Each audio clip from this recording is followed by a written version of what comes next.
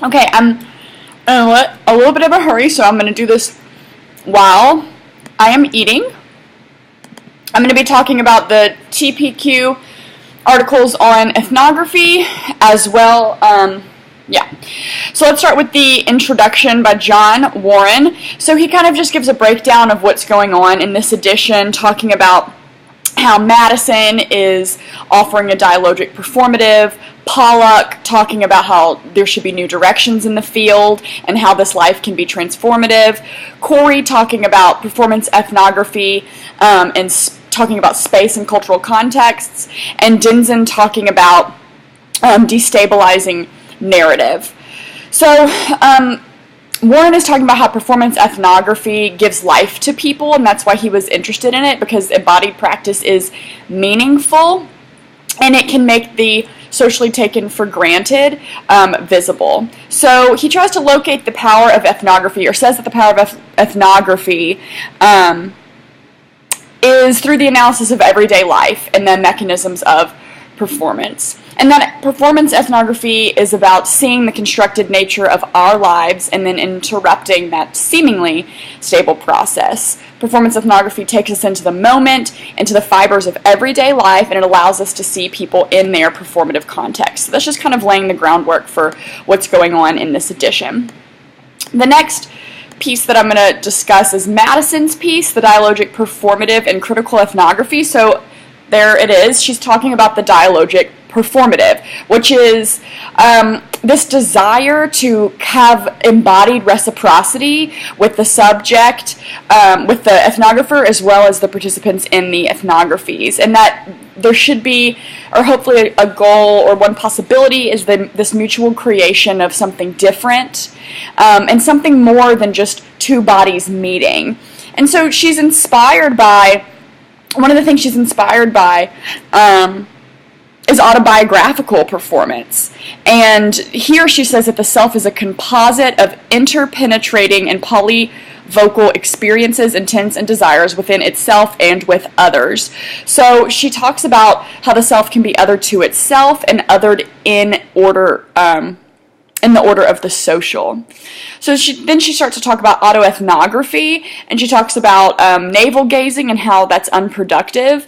But then she wants to call upon this dialogical performative, not to perpetuate ideologies of otherness, or to, but to think about the other, to have like a reinvigorated way of thinking about the other. And two key components here are reflexivity and the imaginary. So you have to have this reflexive knowledge, so knowledge of your positionality and how that is, what the relationship of that is to the subjects of the ethnography that you're studying.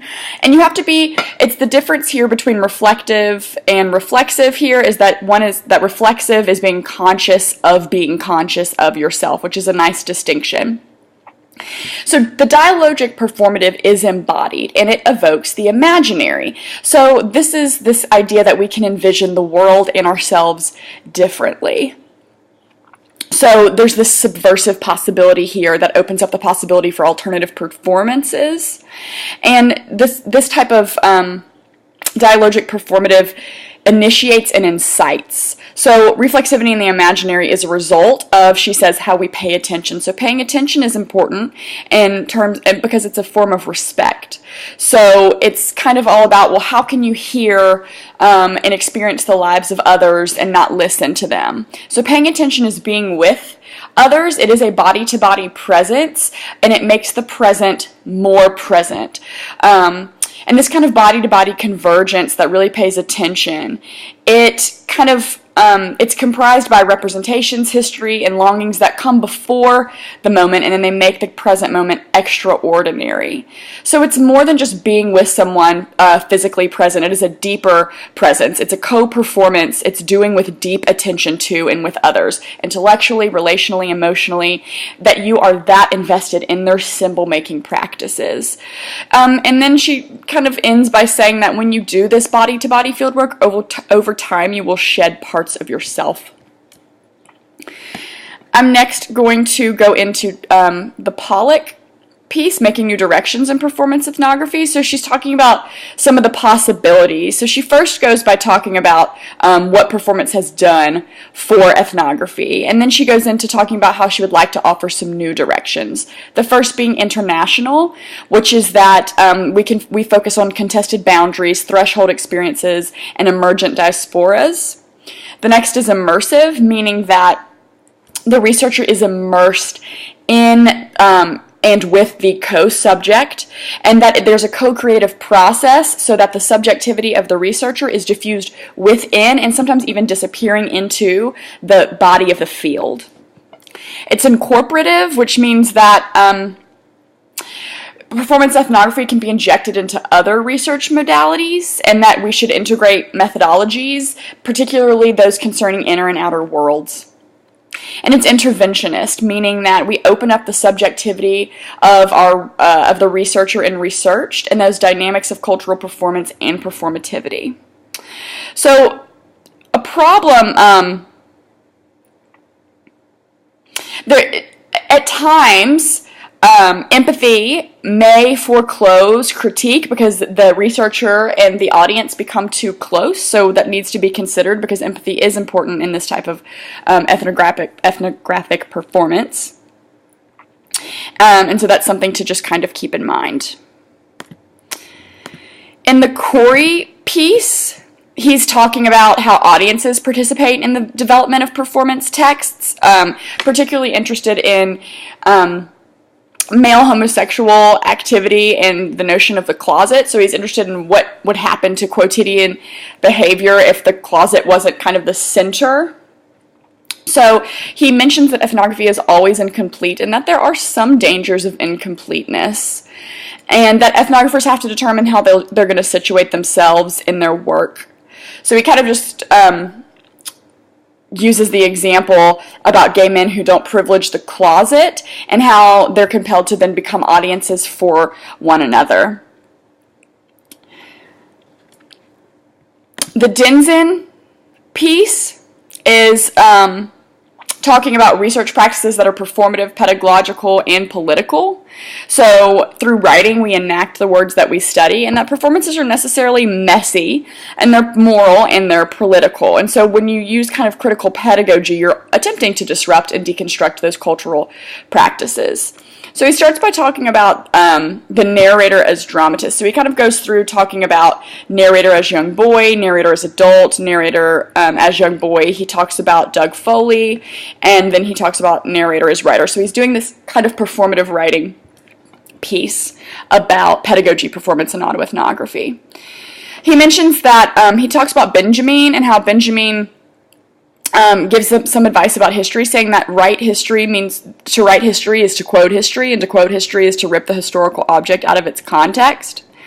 And that it's important to write from the heart, because in that way we learn how to love, forgive, heal, and move forward, which is something that is important in performative writing.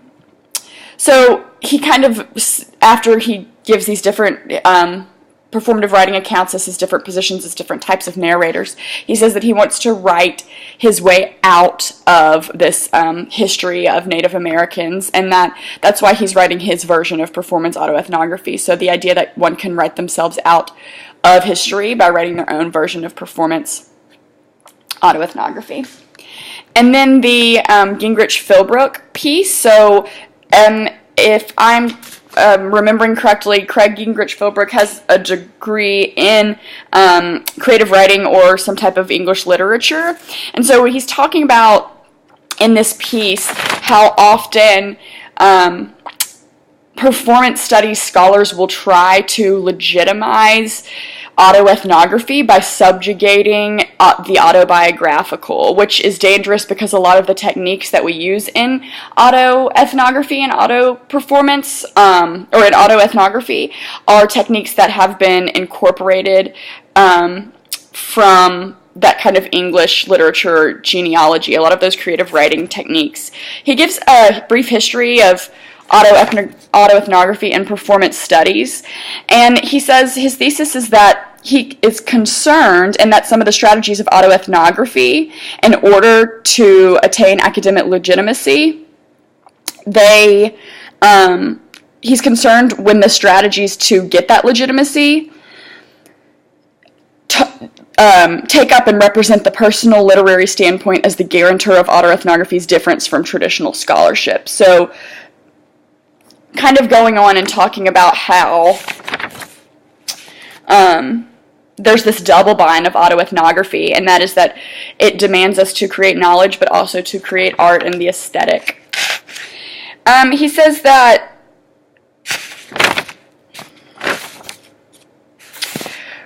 his concern is really over the vision of the aesthetic that's offered by autoethnography, because it imports from poetry and other creative writing forms, but doesn't always acknowledge such, and in doing so, or do so in a critical way, so it just kind of reinscribes normativity. And he says that kind of the function and purpose of autoethnography is to help us see and feel beneath our systematic and generalized languages, and thus in protecting us from being misled by them. And his concern for autoethnography is how badly autoethnography wants daddy's approval, which he ends up saying that we can't satisfy the man, we can't satisfy daddy, so we need to just stop trying. Like, we're never going to be able to satisfy that kind of academic legitimacy. And it's important that we, as autoethnographic performers, communicate the subjugated knowledge in order to prevent reinscribing normativity.